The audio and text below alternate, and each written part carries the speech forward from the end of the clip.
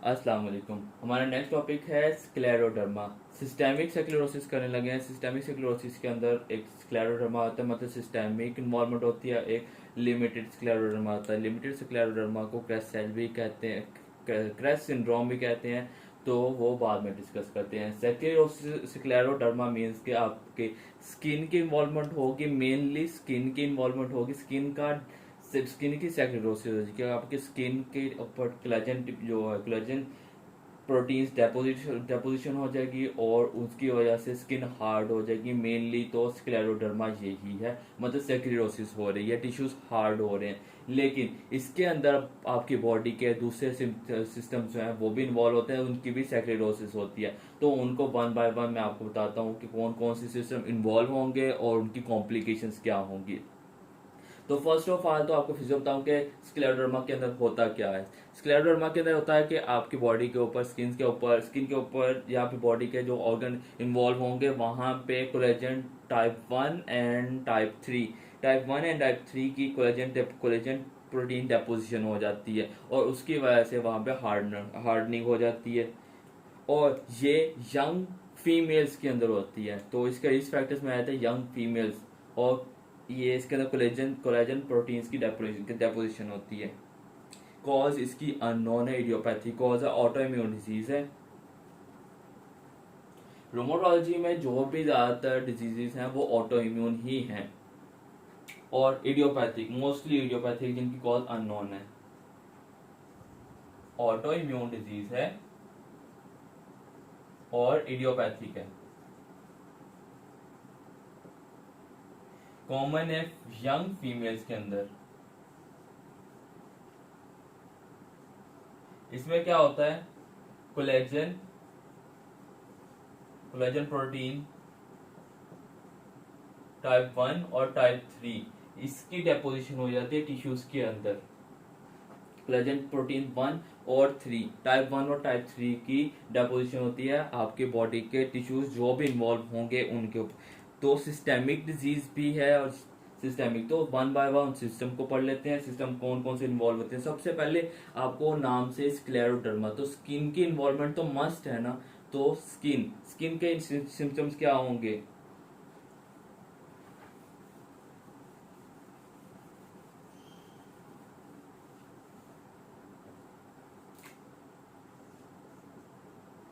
जब skin involve होगी, जब आपने अपने हाथों को, आपकी बॉडी को, कुछ भी मसल, कोई भी आपकी बॉडी का पार्ट है उसको मूव करवाना है, उसको फ्लेक्स या डिस्टेंड करवाना है, तो आप नोट करें आपकी जो स्किन है वो फ्लेक्स होती है, वो मतलब वो लचक लचक है ना, उसके अंदर इलास्टिसिटी है, तो वो या तो बढ़ती है तो कम कॉन्ट्रैक्ट हो जाती है, लाइक इस इलास्टिक बैंड की तरह।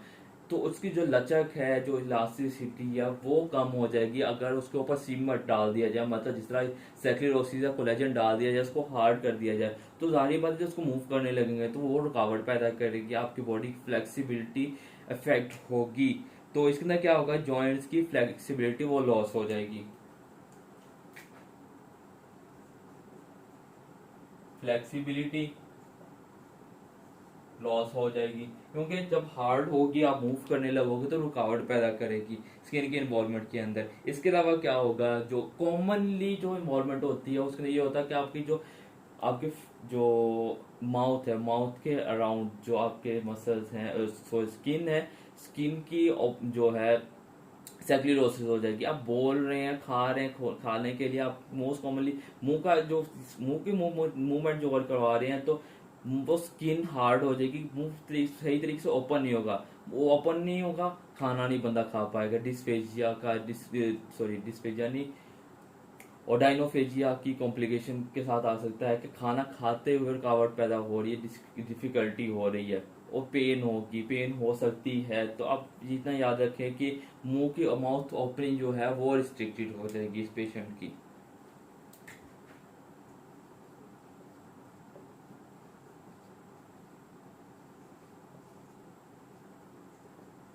ज्यादा नहीं खोल पाएगा, हार्ड होगा, जाहिर बात है। तो स्किन स्किन ही है जो आपका मुंह की ओपनिंग है, जो बॉल जो डोर है आपका, डोर ही अगर हार्ड हो गया, खुलेगा नहीं तो सही तरीके से आपसे खाया नहीं जाएगा। तो ये आपको कंप्लेन कर सकता है जब स्किन की इन्वॉल्वमेंट होगी।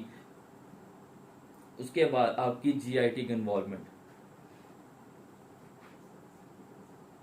जीआईटी की इन्वॉल्वमेंट, जीआईटी की इन्वॉल्वमेंट अगर आपको पता हो कि इसकी मोटिलिटी होती है, अगर उसके ऊपर सीमेंट डाल दीजिए, सपोज सीमेंट में बोल रहा हूँ, ये आपके ये स्क्लेरोसिस जो है स्क्लेरोसिस है कोलेजन को, उसको बोल रहा हूँ, तो वो अगर डाल दिया जाए, हार्ड कर दिया जाए, हार्ड हो जाएगा तो उसकी मूवमेंट नहीं हो पाएगी, स्मूथ मसल सही तरीके से कॉन्ट्रैक्ट रिलैक्स नहीं कर पाएंगे। जब कॉन्ट्रैक्शन रिलैक्शन नहीं होगी तो मोटिलिटी कम हो जाएगी, क्योंकि जीआईटी को जो मोटिलिटी बेस्ड ही कॉन्ट्रैक्शन और रिलैक्सेशन है, और वो अगर डिस्टर्ब हो जाएगी तो जीआईटी मोटिलिटी डिस्टर्ब होगी, मोटिलिटी कम हो जाएगी, या तो कम हो जाएगी या रिस्ट्रिक्ट हो सकती है, बिल्कुल रुक भी सकती है, तो मोटिलिटी कम हो जाएगी इसके अंदर।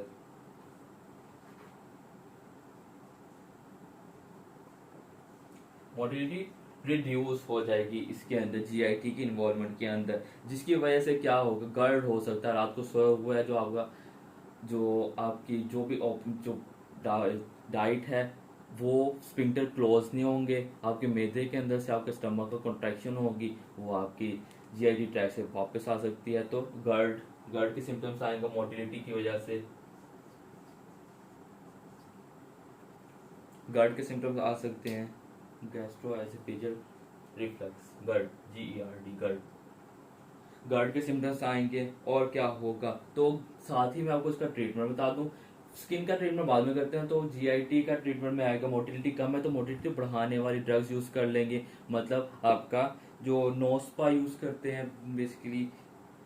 इसके अलावा ड्रग्स ड्रग्स का नाम डायरेक्टली बताता हूँ, तो मेटोक्लोप्रामाइड, मोटिलिटी को बढ़ाने के लिए ट्रीटमेंट बता रहा हूँ, मोटिलिटी के लिए मेटोक्लोप्रामाइड,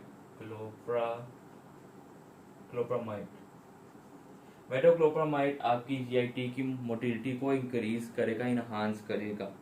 इसका साथ ही मैं आपको साइड इफेक्ट बताता हूँ मेटोक्लोप्रामाइड का एक साइड इफेक्ट होता है डिस्टोनिया। डिस्टोनिया मतलब आपकी बॉडी के मसल्स कॉन्ट्रैक्ट हो जाएंगे, तो इसका साइड इफेक्ट है, मेटोक्लोप्रामाइड का साइड इफेक्ट बता रहा हूँ, डिस्टोनिया। डिस्टोनिया, अब डिस्टोनिया हो गया है पेशेंट को, मसल स्पैज्म हो गया है, डिस्टोनिया मतलब बॉडी के जो टोन है, मतलब उसकी मूवमेंट है, जो नॉर्मल बिहेवियर है वो डिस्टर्ब हो रहा है, उसको ट्रीट करने के लिए कौन सी ड्रग यूज करेंगे, उसको ट्रीट करने के लिए फिर यूज करेंगे प्रोसाइक्लिडीन, इसका फिर ट्रीटमेंट होगा, इसको ट्रीट करने के लिए यूज करेंगे प्रोसाइक्लिडीन। डिस्टोनिया के लिए प्रोसाइक्लिडीन देंगे, होगा किन के अंदर, मेनली फीमेल्स के अंदर होता है, ट्रेमर्स टाइप होते हैं, तो मेटोक्लोप्रामाइड की साइड इफेक्ट होता है, मेटोक्लोप्रामाइड यूज करते हैं मोटिलिटी के लिए, लाइक पेशेंट है स्क्लेरोडर्मा होता भी फीमेल्स के अंदर, स्क्लेरोडर्मा के लिए पेशेंट को मेटोक्लोप्रामाइड दिया, उसको झटके लगने लग गए, उसकी आंखें उल्ट गई, मतलब आंखों की सिम्टम्स आ जाएंगे, और उसकी बॉडी की टून लॉस हो जाएगी, डिस्टर्ब हो जाएगी, और उसको भी ट्रीट करने के लिए फिर प्रोसाइक्लिडीन देंगे। ये ऐसे भी एग्जैक्ट ऐसे ही 1 बाय 1 सिम्टम्स दे के आपको ट्रीटमेंट पूछा जा सकता है, आपको इन्वेस्टिगेशन पूछी जा सकती है, या कॉम्प्लिकेशन पूछी जाती है, साइड इफेक्ट्स पूछे जा सकते हैं मेटोक्लोप्रामाइड के, या फिर सिस्टेमिक स्क्लेरोसिस के अंदर सिस्टेमिक स्क्लेरोसिस के पूछे जा सकते हैं, ऐसे भी क्वेश्चन आता है।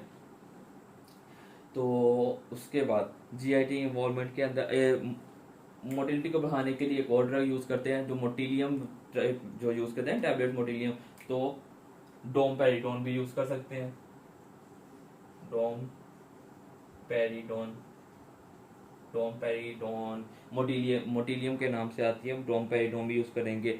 अब जीआईटी की मोटिलिटी जो है डिस्टर्ब हुई है, तो बॉडी के अंदर जो फूड है, जीआईटी पूरा पूरा ट्रैक इन्वॉल्व हो रहा है ना, तो ये तो अभी मैं बता रहा था ना, सिर्फ अपर जीआईटी का बता रहा था, तो अगर लोअर जीआईटी इन्वॉल्व है, मतलब आपकी जो है स्मॉल इंटेस्टाइन वगैरह इन्वॉल्वमेंट है, वहाँ पे अगर जो खाना वगैरह मूव नहीं करा, वहाँ पे खाना स्टक रहेगा, खाना वहाँ पे स्टक है, बाहर भी अगर कोई चीज़ पड़ी हो तो उसके ऊपर फंगस उल्ली वगैरह बैक्टीरिया अटैक कर देते हैं आपके बॉडी के अंदर, तो जीआईटी जो आपका जो इंटेस्टाइन ट्रैक है वो तो घर है बैक्टीरियाज का, बैक्टीरियाज को तो मुफ्त में दावत मिल जाएगी, खाना जब खाने के बाद तो दावत के ऊपर उन्होंने फिर हमला करना है, और वहाँ पे वो फर्मेंटेशन कॉज करेंगे, अपनी जो है प्रोडक्शन जो है सॉरी अपनी जो पॉपुलेशन है वो बढ़ाएंगे, पॉपुलेशन बढ़ाएंगे तो बैक्टीरिया का ज़्यादा हो जाएगा, bacterial over growth syndrome.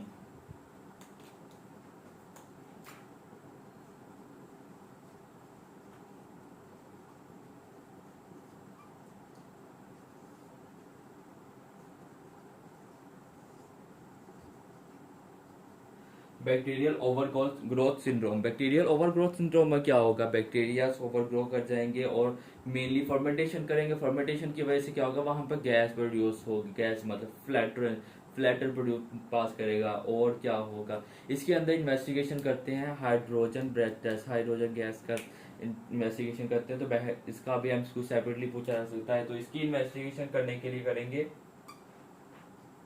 Hydrogen breath test,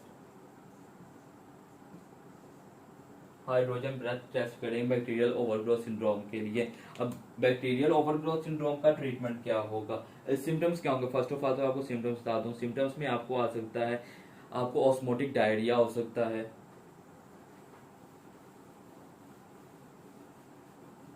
मैं जीआईडी के अंदर ओवरग्रोथ सिंड्रोम का सिम्टम बता रहा हूँ। तो पेशेंट को डायरिया हो सकता है, ऑस्मोटिक डायरिया, ये जीआईटी की इन्वॉल्वमेंट जब होगी तब का बता रहा हूँ। तो ऑस्मोटिक डायरिया होगा, उसके अलावा फ्लैटरिंग करेगा, फ्लैटर्स पास करेगा, ब्लॉटिंग होगी,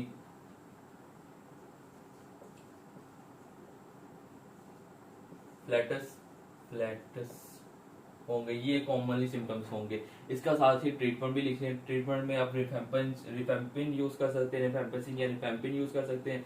फ्लैजल मतलब मेट्रोनिडाजोल, फ्लैजल मेट्रोनिडाजोल यूज कर सकते हैं। इसके अलावा सिप्रो भी यूज कर सकते हैं। तो ये और बैक्टीरिया ओवरग्रोथ का ट्रीटमेंट बता रहा हूँ। तो इसके अंदर सिप्रो यूज कर सकते हैं, रिफेम्पिन यूज कर सकते हैं, रिफेम्पिन यूज कर सकते हैं, मेट्रोनिडाजोल यूज कर सकते हैं,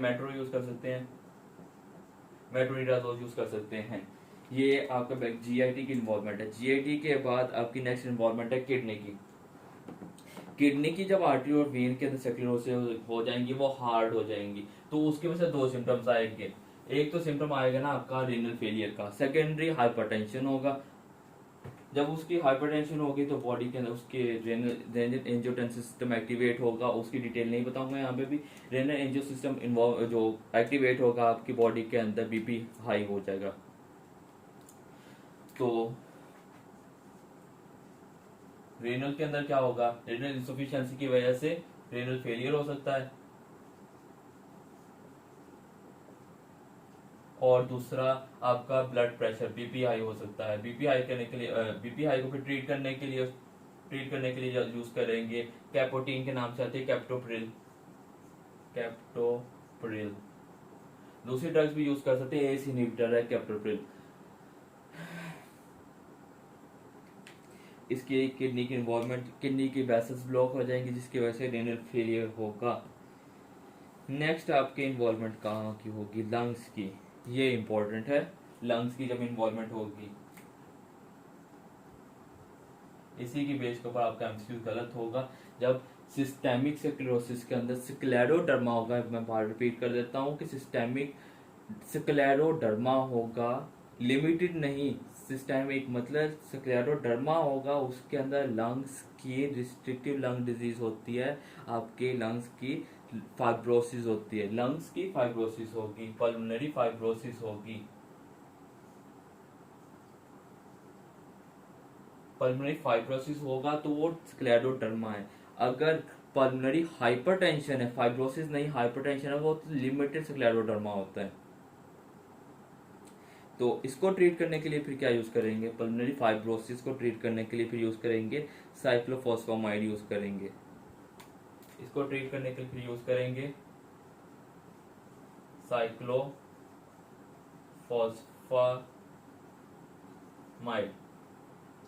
ये आपका स्क्लेरोडर्मा था। नेक्स्ट आपका लिमिटेड स्क्लेरोडर्मा, एंड देन उसके साथ ही मैं आपको इसकी इन्वेस्टिगेशन, ट्रीटमेंट, मैं डिजीज इन्वॉल्वमेंट के बेस के साथ साथ इन्वॉल्वमेंट के साथ साथ ट्रीटमेंट में आपको बता दिया है। ट्रीटमेंट ओवरऑल ट्रीटमेंट भी मैं आपको बताता हूँ नेक्स्ट, और इन्वेस्टिगेशन भी साथ साथ लिखवा दी हैं कुछ। लेकिन पहले आपको लिमिटेड स्क्लेरोडर्मा बता दो, लिमिटेड स्क्लेरोडर्मा बता दूं, उसके बाद नेक्स्ट करते हैं। तो